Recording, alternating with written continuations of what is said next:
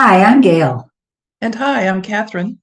Welcome to Women Over 70, Aging Reimagined, our award-winning weekly podcast. This has been a labor of love for us, and we're now asking for your support.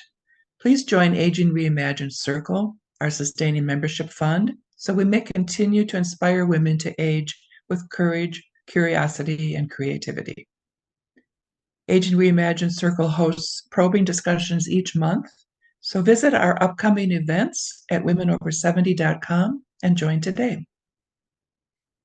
We are very excited to have in the studio with us today Terry Baum and Carolyn Myers. Terry is 76. She lives in San Francisco. Carolyn is 73. Hi, Carolyn. Hi. And lives in Portland, Oregon. They both have been devoting themselves to theater since they were children, and they are best friends and have been doing theater together for 51 years. They met in 1972 at the first meeting of the Isla Vista Community Theater in the little college town where the University of California is located.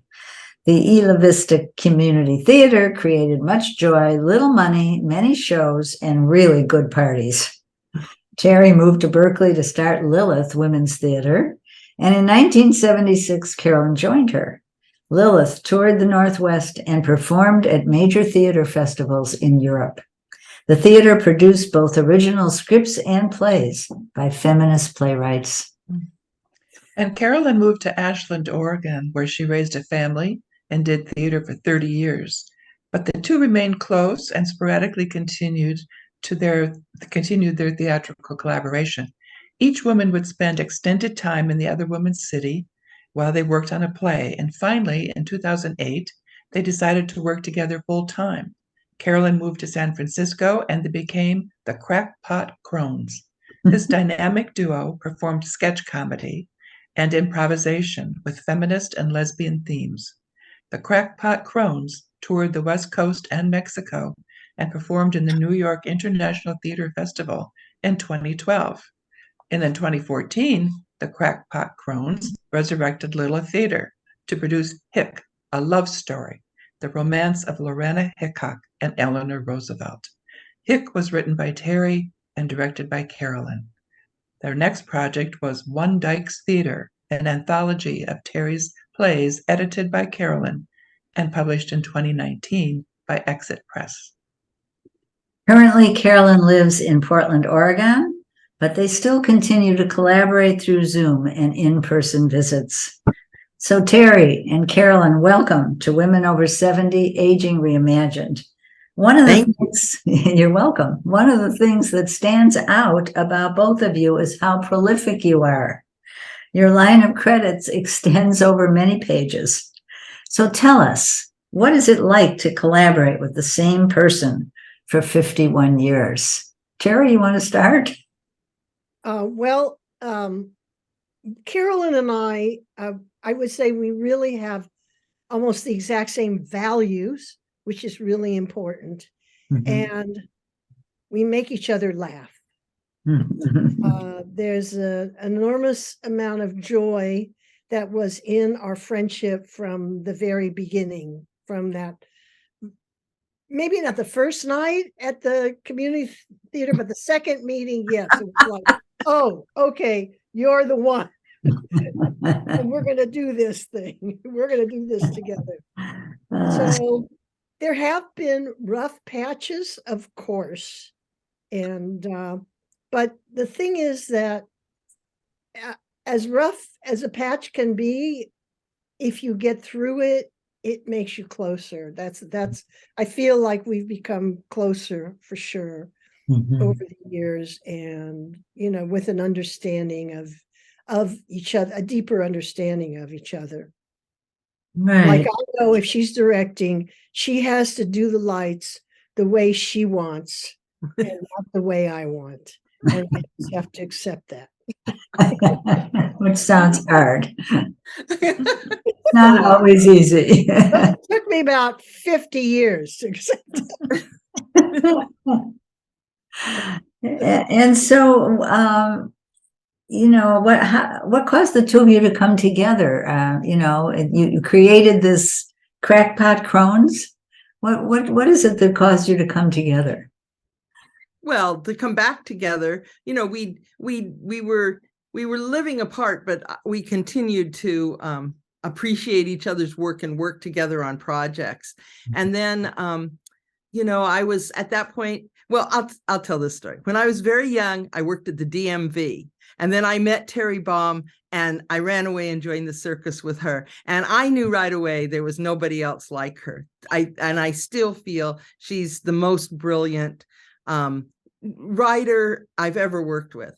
Yeah. And her plays and then also my comrade.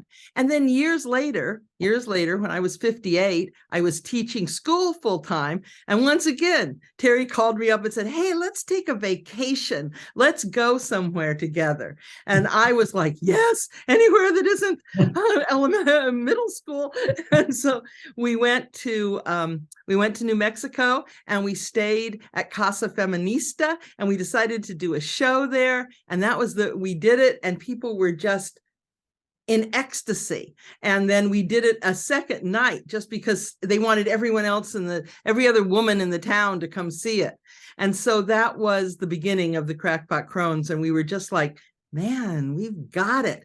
Because all these years we'd worked together, we hadn't performed together very much. Often Terry was the playwright and I was the director, or we were collaborating on creating something, but we hadn't been two actors on stage. So it was just so much fun. And it was all 20 years. there.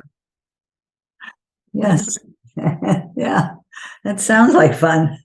It's fun to collaborate with someone you really have, you care about, right? Yeah, it really is. No question about it. What were some of the themes in that performance that women responded to so well? Do you remember? Oh, sure. Terry, you want to take that? One of them was this little scene, even therapy, that we're hoping that we can do later for you, which is about Eve from the Bible going to therapy because she's tired of feeling guilty. And her therapist is Dr. Lilith. And Lilith was Adam's first wife. Yes. That's a popular, very popular scene. Can't wait to hear it. Terry started the show. We took scenes. We created that scene for the Crackpot Crones, but we also took scenes from a lot of the shows we'd done. And we opened with a scene that is from Terry's one-woman show, One Fool, where she, as the lonely lesbian, is seeking through the audience to find true love. And it's an audience pleaser, non-parallel. It's really, really a great scene because she falls in love with one after another of the women in the audience, and then each of them comes up short. within a minute. She's deeply in love, and then she's discarded them. So it's also a search for love. The fool searches for love, a common theme. And then another scene, which we did almost all the time in the Crackpot Crones, which was from our play Dos Lesbos, which rewrote in 1981, which was one of the first plays about lesbians from a lesbian point of view. That was done, was the coming out transformations, where daughter comes out to her mother in different theatrical styles. Starting with Greek tragedy and culminating in horror movie. I think I should say right here, I'm not a lesbian. I'm married to a man for many years. I have children and grandchildren. So Terry and I've been with Terry, and because of that, I've been part of the lesbian community for years and years. I provided a lot of content, even though I'm not a lesbian. Yes. A learning experience for both of you, probably. Yes. I'm very interested in the story you wrote called Hick, a Love Story, about Eleanor Roosevelt having a lesbian affair. And so is that all fiction? No, it's all fact. That's what I thought. Yeah, and it's based on Eleanor Roosevelt's 2,336 letters to Hick that Oh. are in the National Archive. Mhm. That's how many letters she wrote over the 30 years, that they were, they were not lovers the whole time, but they remained very, very close until Eleanor died. And actually, we have the Eleanor Roosevelt's estate has read the play and given us permission to use the letters. Anybody can read them, but to use them, you need permission. Mhm. So they agree that this should be in the public eye. And it's, I mean, everybody knew that Hick was a lesbian. Everyone described her as mannish, but the letters prove Eleanor's passion for physical passion for Hick. Yes. And what else can you tell us about that? Have you performed it many times, or are you just coming out with it? Well, Crony, you want to take this one? Oh, no, this has been performed many times. Mhm. It's our most successful and greatest work. I mean, it's of the plays I've worked on with Terry, and it's a very important play. Terry wrote it in 2014, 2015. She's been performing it in a variety of venues, and also somewhat a variety of scripts and performance types, including originally it was a one-woman show, but we had an actress, Paula Barish, read Eleanor's letters, and they were you heard them. And then we've also done it where there was the person playing Eleanor appeared on stage. And most recently, Terry did reading for OLOC, Old Lesbians Organizing for Change. Mhm. And that she read, it was just a one-woman show, very low tech, no voiceover. She read the letters, and I just loved it. I thought in some ways it was my favorite version, and it's been performed. She's been in New York. Go on, Terry, you can We're in the New York International Fringe Festival, and we actually won a couple of awards there. Mhm. So it's been very successful, partly because of its scandalous nature, perhaps, but it's a really quite an amazing story. Hick was the most famous woman journalist of her day. Mhm. And she and Eleanor fell in love when Hick was assigned to cover her the very first time FDR ran for president.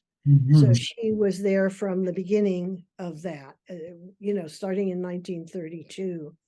And sadly, Hick had to give up her career in order to be close to Eleanor, because she worked for the Associated Press, and they kept on bugging her for inside dope on the White House and what was going on, and her boss was always yelling at her, and finally she had to say, to hell with you.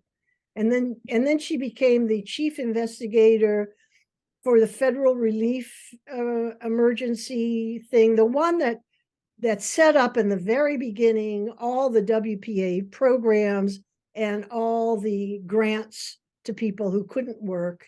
And Hick traveled around the country writing reports on them, and that's considered by scholars to be the most detailed and best record of what the Depression was actually like. So yeah, it was. So was their relationship well known to the public at the time? Well known as in the people I in performing, I've met two people whose grandmothers knew that Eleanor Roosevelt was a lesbian. Okay. So yes, it was, and they were not at all in any private circles, but they knew. So if you lived in Washington and you were at all aware of what was going on, yes, there was rumors. The press only mentioned it one or two times, and gossip columns in a very oblique way. It was just too far beyond the pale. Okay. to Mhm. talk about. Interesting. I mean, it was known that they lived separate lives, Franklin and Eleanor. That's right. And so, yes, and so you could draw your own conclusions from the lives that they lived. And I think it's great that you wrote a play about it, and it's out there for people to really understand what was happening. It changes the picture. Carolyn was very involved in the writing in terms of running everything by her, and then also directing and visioning the play. That was your work, and it couldn't have happened. Mhm. Well, I was sort of the engine at the beginning. I was before Terry, she soon saw, but at the very beginning, I was the one. Pat Bond, who was a very best friend of Terry's and was one of the first, maybe the first out lesbian performer to tour on her own. She did a version of Hick. She wrote a play about Hick and Eleanor, and I read that play. It was in the archives and it wasn't really a play. It was more like a phone book of a whole bunch of scenes, many scenes. At least I never could find a manuscript, so there would be like one scene in 12 different versions, and so it was a project to read it. But I immediately saw it as that Terry was the right person. This was the right play. This had to happen. And we did some other things in the meantime, but we were moving toward that. And she came around and wrote a play, and I was right. Carolyn is often the engine, really saying, we've got to do this. We've got to do this. And the thing that really pushed me over the edge, because I was procrastinating, was I was in South Africa, and I was performing, and I had a solo show with all these different short scenes. And one of them was the original scene that we did from Hick, which was really Pat Bond's writing, I think, at that point. And then I met with the class afterwards, and this was like a mixed race class of college students in South Africa. I hadn't even wanted to do the scene because I thought, what do they care? And but my traveling partner said, you must do this scene. And so when I met with this class, these young people, all they wanted to talk about was that scene. And that was really what convinced me. I thought, if young Black people in South Africa find this compelling, then I've got to go with it. Mm-hmm. But it was also Carolyn pushing me. I was curious about, because you performed in Europe and you performed all over the United States, you performed in South Africa. Did you notice any difference in terms of audience response to the themes of lesbianism and feminism? Well, the first thing we did was we toured Europe in, what was that, 1978? Yep. No, yeah, 1979. 79, that's right. It was 79. So maybe you could talk about that a little, Crony, because you were there with your 6-month-old daughter. Yeah. Yeah, my daughter Uma was 6 months old, and we took her with us. I couldn't stand not to go to Europe with Lilith. So it was in 1979, and we did 2 plays. One was Moonlighting, which was a play we wrote, which was a collection of short scenes about women and work, which we created by every woman in the company telling her work story and also other things we thought about women and work. And then we also did a play Manifesto by an Italian feminist playwright, Dasha Morini. And so we had those 2 shows, and it was an amazing experience. It's still the 70s. We're at big theater festivals, but we also, in those days, you could go play a big theater festival and people would see you, and then they would invite you to come to their town or their place and do the show. It was still in that kind of thing. You weren't planning necessarily months and months in advance.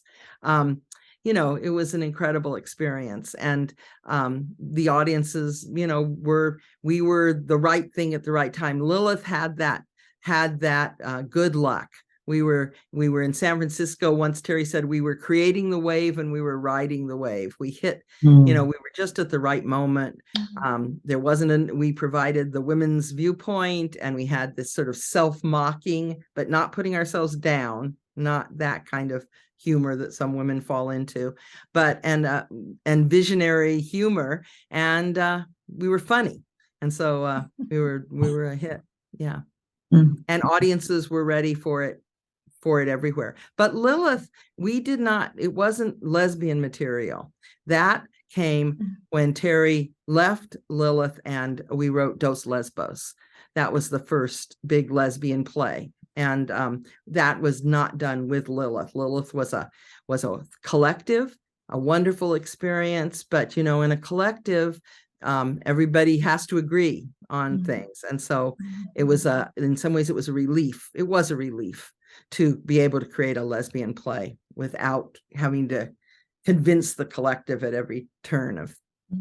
There were lesbian characters in what we did in Europe. And That's true. That's true. But definitely there was in introducing them, there was pushback from some of the straight women in the group, and it was mostly heterosexual, and it was just very clear that these heterosexual women that early on in the 70s were uncomfortable. So we've come a long way, would you say? Yeah. Yes, absolutely. Yeah. You talked to me about your Mexican tour of the Crackpot Crones. Oh, yeah. You want to tell us about that? Did you do it in English? We still love it. It was just this incredible experience. And there were lots of parts to it. My daughter Micah was living in Oaxaca. She was there for 5 years. And so she, that was where I knew we could perform there. She had lots and lots of friends, and that was wonderful. So I knew we had that. And then we performed other places too. But I guess what we would most like to talk about is our performance at La Gozadera, which was a lesbian collective in Mexico City, really underground. I mean, it was something. Almost everybody was extremely young. And we were booked at the end of a weekend that they'd had drumming and martial arts and lesbian consciousness. And it was like, oh my gosh, we're like the last thing at 10 o'clock at night on, after they've been doing all these youth things. They're not going to come, but come to the show they did. And we could have stayed. We stayed for hours afterwards talking. And it was another, they wanted us to move there. We were already, like the grandmas now, that was a while ago. But no, it was a feeling, don't you think, Crony? It was a feeling like when we went to Europe in 1979. I felt that when we were in Mexico City was it 2016, that these women needed us. We were saying things that nobody had said yet, and that's a wonderful, wonderful feeling. To be bringing new things and reflecting a community that hasn't seen its reflection anywhere, Right. We did hire a Mexican. We had 2 different Mexican actresses that performed with us, and they were sort of narrators. I mean, if we'd had more time and if we ever did it again, I think we would make we would make sure we had a script in Spanish, the whole script, because they couldn't understand everything. We did very little in Spanish. But the narrators sort of, they carried it through and told the stories and stuff that we were enacting. Yeah. Sounds like the two You're of giving you me have goosebumps. a really good time Yeah. when you're doing these. Yeah. Yeah. What do you ever think about your own aging? Yeah, all the time. Every time I get up from a chair. I know someone said to me the other day, she said, it used to be I get up and do something, but getting up was just sort of, now I get up and then I do something. A two-part process. I don't know. I'd say we're still committed, we're still committed feminists. We're still somewhat outrageous. We're still thrill-seeking. But those things remain true. That I think hasn't changed. I don't know, but we're also dealing with things that, I've had a lot of health issues, so that's been a big change to me. So, I don't know, that can happen to you when you're not aging, but in my case, it's happened now. So it slows me down. Yeah. Yeah, I do feel my organizational abilities have diminished. I tell In what people, ways? I just forget things, or I say I'm going to do something and I never do. I was, a person who produced plays. You can't be a flake and produce a play. I've become a flake. My creativity, I feel, continues to develop. I do feel no lessening at all of my creative abilities. The same thing. I'm getting better and better. But my ability to remember what I'm supposed to do at any particular time is can be embarrassingly. I just had experience where I was reading a scene at the Zoom meeting and reading this story, and then suddenly the doorbell rang, and I realized it was I had gotten all confused about whether my friend was going to pick me up or I was going to meet her, and she was at the door, and I couldn't finish reading the thing, and I just got off Zoom and ran to get, it was embarrassing. However, funny, embarrassing. So that's okay. Yeah. Yeah, I'm sure that you have many, many more years of successful playwriting ahead of you and performing. Yeah. Those little lapses. For It's a fact of aging. And for people in theater, for all of us, of course, but for theater, the pandemic has really changed things so utterly. So theaters, they just aren't, it's much harder to get your work produced. Theaters are scrambling to figure out what to do, how many shows they can do, what will bring audiences in, so it's tough. So that some of that has to do with aging, and that, we had just published One Dykes Theater. I just want to promote it a little bit. This is another project for which I was the engine, because I had told Terry many times, and it's true, that one of my greatest fears in life was that she would die before me and I would have to do an anthology of her plays all by myself. And so luckily, finally we did it. And this is a great book, and it's got many of her plays in it. Wonderful. We wanted to end with your doing just a snippet of Crackpot Crones for us, so we could get a flavor of it. Do you feel like doing that? Yes, sure, absolutely. All right. Okay, I have to get Turn over to you. Yes. So this is Even Therapy. It takes place in the office of psychiatrist Dr. Lilith. Now, tell me, Eve, why are you here? Well, Dr. Lilith, I have a lot of guilt. What do you feel guilty about? The fall of mankind. It's all my fault, you know. I don't. Yes. I don't know that. Oh, yes. You feel personally responsible for this fall of mankind? Everyone says I am. Just because everyone says it does not mean it is true.